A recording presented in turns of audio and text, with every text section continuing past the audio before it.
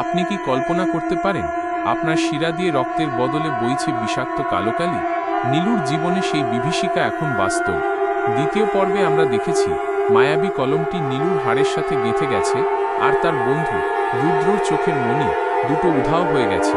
সেখানে এখন কেবল দুটো অন্ধকার গর্ত, যা থেকে অনবরত ঝরছে অভিশপ্ত কালি। কিন্তু আতঙ্ক সেখানেই শেষ নয়। তৃতীয় পর্বে নীলু আবিষ্কার করে এক রক্তবর্ণ মানচিত্র, যা তার নিজের বুকের চামড়ায় খোদাই করা।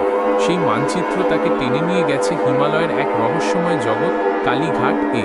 নদী পার হওয়ার নির্মম শর্তে নীলু হারিয়েছে তার প্রিয় বন্ধু আদিকে। এখন নীলু দাঁড়িয়ে আছে এক ভয়ঙ্কর গুহার সামনে, যেখানে অপেক্ষারত সন্ন্যাসীর মাথায় চুলের বদলে গজিয়ে আছে জ্যান্ত কলম। গুহার অন্ধকার দেখার জন্য নীলুকে দিতে হবে তার নিজের চোখের দৃষ্টি। বন্ধু হারানো শোক নাকি নিজের চোখের আলো, নীলু কোন পথ বেছে নেবে?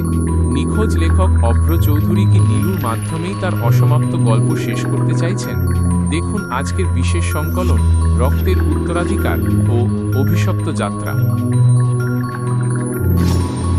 কালীর মায়া, দ্বিতীয় অধ্যায়, রক্তের উত্তরাধিকার। রুদ্র সেই আর্তনাদ মাখা ফোন কলটা কেটে যাওয়ার পর আমি আর স্থির থাকতে পারলাম না। ঘড়িতে তখন রাত 12টা।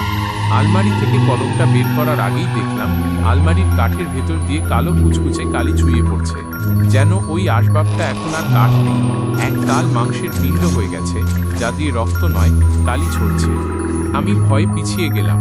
ঠিক তখনই আয়নায় নিজের প্রতিবিম্বের দিকে চোখ পড়ল। আমার গায়ের চামড়া ফ্যাকাশে হতে হতে এখন স্বচ্ছ হয়ে গেছে। শিরার ভেতর দিয়ে প্রবাহিত রক্তগুলো নীল নয়, বরং কালির মতো কালো দেখাচ্ছে। আমি আর মানুষ নেই, আমি একটা চলন্ত পাণ্ডুলিপিতে পরিণত হচ্ছি।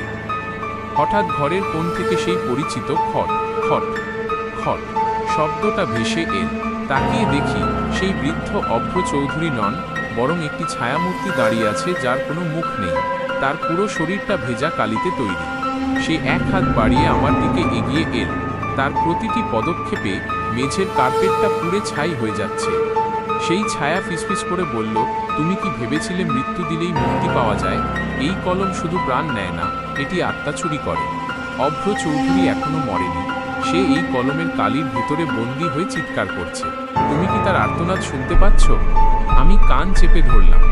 সত্যি, কলমের ভেতর থেকে হাজার হাজার মানুষের কান্নার শব্দ ভেসে আসছে। যারা যারা এই কলম দিয়ে নিজেদের ভাগ্য লিখেছে, তারা সবাই এই কালির অন্ধকার সমুদ্রে ডুবে আছে। আমি রুদ্রকে বাঁচানোর জন্য ডায়েরিটা খুললাম, কিন্তু কলমটা হাতে নিতেই আমার আঙুলের মাংস পুড়ে যেতে লাগলো।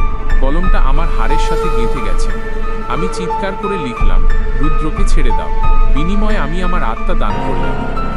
লেখার সাথে সাথে আমার ঘরের দেয়ালগুলো গলে পড়তে শুরু করলো। আমি দেখলাম আমি আর আমার ঘরে নেই। আমি দাঁড়িয়ে আছি সেই 20 বছর আগের লেখকের বাড়িতে, কিন্তু বাড়িটা ভাঙা নয়, বরং নতুন এবং জাঁকজমকপূর্ণ। ড্রয়িং রুমে অভ্র চৌধুরী বসে চা খাচ্ছেন। তিনি আমার দিকে তাকিয়ে এক পৈশাচিক হাসি দিয়ে বললেন, স্বাগতম নীলু, তুমি ঠিক সময় এসেছ। গল্পটা এখন কেবল জটিল হতে শুরু করেছে। তুমি তো কেবল শুরুটা দেখেছ, আসল বিভীষিকা তো লুকানো আছে সেই হিমালয়ের গুহায়, যেখান থেকে এই অভিশাপের জন্ম। হঠাৎ অভ্র চৌধুরীর মুখটা খসে পড়ে গেল। তার চামড়ার নিচে কোনো হাড় নেই, শুধু হাজার হাজার কালো পোকা গিজগিজ করছে। আমি জ্ঞান হারালাম।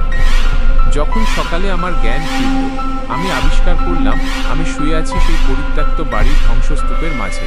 আমার হাতে সেই ডায়েরিটা নেই, কিন্তু আমার বুকের ওপর রক্ত দিয়ে লেখা রয়েছে একটি মানচিত্র, আর তার নিচে লেখা, পর্ব 2 শেষ। তোমার বন্ধুদের মৃত্যু ঘণ্টা বাজতে শুরু করেছে। হিমালয়ের সেই গুহায় না পৌঁছানো পর্যন্ত কেউ রক্ষা পাবে না। আমি টলতে টলতে বাড়ি ফিরলাম, কিন্তু ড্রয়িং রুমে পা রাখতেই আমার বুক ফেটে কান্না এল। রুদ্র সেখানে বসে আছে, কিন্তু তার চোখ দুটো নেই। চোখের জায়গায় শুধু দুটো কালো গর্ত, যা থেকে অনবরত কালি ঝরছে। রুদ্র হাসি মুখে বলল, নীলু দেখ, আমি এখন সবকিছু দেখতে পাচ্ছি। আমি সেই সন্ন্যাসীকে দেখতে পাচ্ছি। কালীর মায়া, তৃতীয় অধ্যায়, অভিশপ্ত যাত্রা। রুদ্রর চোখের সেই কাল কুচকুচে গর্ত আর তার পৈশাচিক হাসি আমাকে পাগল করে দিচ্ছিল। আমি বুঝতে পারলাম বাড়িতে বসে থাকার সময় আর নেই। আমার বুকের চামড়ায় ফুটে ওঠা সেই রক্তবর্ণ মানচিত্রটা এখন জ্বলছে। মানচিত্রের শেষ বিন্দুটা নির্দেশ করছে হিমালয়ের এক দুর্গম এলাকা, কালীঘাট। রুদ্রর অবস্থা দেখে আমার বাকি দুই বন্ধু আদি আর সায়ান প্রথমে পালিয়ে যেতে চেয়েছিল, কিন্তু বাড়ির গেট দিয়ে বের হতেই তারা দেখল বাইরের রাস্তাটা উধাও। পুরো বাড়িটা এখন এক কুয়াশাচ্ছন্ন শূন্যতার মাঝে ভাসছে। আমরা এই অভিশপ্ত মায়ার ভেতরে আটকা পড়ে গেছি। একমাত্র পথ হলো মানচিত্র অনুসরণ করে এগিয়ে যাওয়া। আমরা যখন ঘর থেকে বের হলাম, দেখলাম আমাদের চারপাশের পরিবেশ বদলে গেছে। আমরা আর আমাদের শহরে নেই। সামনে মাইলের পর মাইল বিস্তৃত এক ধূসর পাহাড়, যার চূড়াগুলো মেঘের বদলে কালো ধোঁয়ায় ঢাকা। বাতাস এতটাই ভারী যে প্রতিবার নিঃশ্বাস নিতে গেলে মনে হচ্ছে ফুসফুসে তরল কালি ঢুকে যাচ্ছে। হঠাৎ কুয়াশার ভেতর থেকে এক বুড়ো মাঝিকে দেখা গেল। সে একটা ভাঙাচোরা কাঠের নৌকা নিয়ে এক স্থির কালো জলের নদীর পাড়ে দাঁড়িয়ে আছে। তার গায়ে কোনো মাংস নেই, শুধু হাড়ের ওপর লেগে আছে কিছু জীর্ণ চামড়া। সে অদ্ভুত গলায় গেয়ে উঠল, প্রাণ দিলে পথ মেলে, রক্ত দিলে খেয়া চলে। আমি বুঝতে পারলাম এই নদী পার হতে হবে। আদি ভয় পিছিয়ে যাচ্ছিল, কিন্তু নদীর জল থেকে হাজার হাজার কালির হাত বেরিয়ে এসে আদিকে টেনে ধরল। সায়ান চিৎকার করে উঠল, কিন্তু আমাদের কিছুই করার ছিল না। মাঝি বলল, একজনকে এখানে পাহারাদার হিসেবে রেখে যেতে হবে, তবেই বাকিরা ওপারে যেতে পারবে। আদির শরীরটা মুহূর্তের মধ্যে কালিতে মিশে গিয়ে নদীর জলের সাথে একাকার হয়ে গেল। আমরা বাকরুদ্ধ হয়ে নৌকায় উঠলাম। মাঝ নদী বরাবর যেতেই জলের নিচ থেকে অস্পষ্ট সব মুখ ভেসে উঠতে লাগল। তারা সবাই অভ্র চৌধুরীর গল্পের সেই চরিত্র, যাদের লেখক মাঝপথে মেরে ফেলেছিলেন। তারা আমাদের নৌকাটা উল্টে দেওয়ার চেষ্টা করছিল। নৌকা যখন ওপারে পৌঁছাল, আমরা দেখলাম সামনে এক বিশাল গুহা। গুহার প্রবেশপথে বসে আছেন এক সন্ন্যাসী, কিন্তু তার মাথায় কোনো চুল নেই, বরং মাথায় গজিয়ে আছে অসংখ্য জীবন্ত কলম। তিনি ধ্যান করছিলেন। আমাদের শব্দ শুনে তিনি চোখ মেললেন। তার চোখের মণি দুটো ঘুরছে না, বরং সেখানে ঘড়ির কাঁটার মতো টিকটিক শব্দ হচ্ছে। তিনি বললেন, নীলু, তুমি তোমার বন্ধুর প্রাণ দিয়ে নদী পার হয়েছ, কিন্তু গুহার ভেতরে যে অন্ধকার আছে তা দেখার জন্য তোমার নিজের চোখ বিসর্জন দিতে হবে। তুমি কি তৈরি? আমি যখন পিছন ফিরে তাকালাম, দেখলাম রুদ্র আর সায়ান আমার পাশ থেকে উধাও। আমি একদম একা। সন্ন্যাসী তার হাত বাড়ালেন, তার নখগুলো ধারালো কলমের নিবের মতো। তিনি আমার চোখের দিকে এগিয়ে আসছেন। গুহার ভেতর থেকে ভেসে এল অভ্র চৌধুরীর অট্টহাসি, লিখতে থাকো নীলু, গল্পটা রক্ত দিয়ে লিখতে থাকো। এই পর্বের হাইলাইটস: স্থান পরিবর্তন। নীলু আর তার বন্ধুরা বাস্তব জগৎ থেকে মায়াবী এক জগতে প্রবেশ করে। আদির মৃত্যু, নদী পার হওয়ার বিনিময়ে আদি তার প্রাণ হারায়।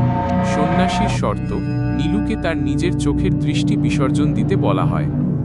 চতুর্থ পর্বের জন্য প্রশ্ন: নীলু কি সত্যিই তার চোখ দিয়ে দেবে, নাকি সায়ান আর রুদ্রকে খুঁজে পাওয়ার জন্য অন্য কোনো রাস্তা বেছে নেবে? বন্ধুরা, তৃতীয় পর্ব কেমন লাগলো আপনাদের কমেন্টের মাধ্যমে জানাও, এবং ভালো লাগলে অবশ্যই লাইক করে চ্যানেলটিকে সাবস্ক্রাইব করো। নীলুর এই ভয়ানক যাত্রা এখন কোন দিকে মোড় নেবে? সে কি পারবে তার চোখ দুটো বাঁচাতে, নাকি অন্ধকারের এই সন্ন্যাসী তাকে চিরতরে গ্রাস করবে? উত্তরটা লুকিয়ে আছে ঠিক পরের পর্বে। বন্ধুরা, আজকের গল্পটি কেমন লাগলো তা কমেন্টে জানাতে ভুলবেন না। আপনাদের এক একটি কমেন্ট আমাদের নতুন গল্প বানাতে উৎসাহ দেয়। যদি ভিডিওটি ভালো লেগে থাকে তবে একটি লাইক দিন এবং আপনার রহস্যপ্রিয় বন্ধুদের সাথে শেয়ার করুন। আর হ্যাঁ, আপনি যদি এই চ্যানেলে নতুন হয়ে থাকেন তবে এখনই সাবস্ক্রাইব বাটনে ক্লিক করুন এবং বেল আইকনটি অন করে দিন, যাতে পরের পর্ব আপলোড হওয়ার সাথে সাথেই আপনি নোটিফিকেশন পেয়ে যাবেন। দেখা হচ্ছে খুব শীঘ্রই কালীর মায়ারও চতুর্থ পর্বে। ততক্ষণ সাবধানে থাকুন, কারণ রহস্য আপনার চারপাশেই হয়তো লুকিয়ে আছে। ধন্যবাদ গাইয়ুম ফ্যান্টাসির সাথে থাকার জন্য।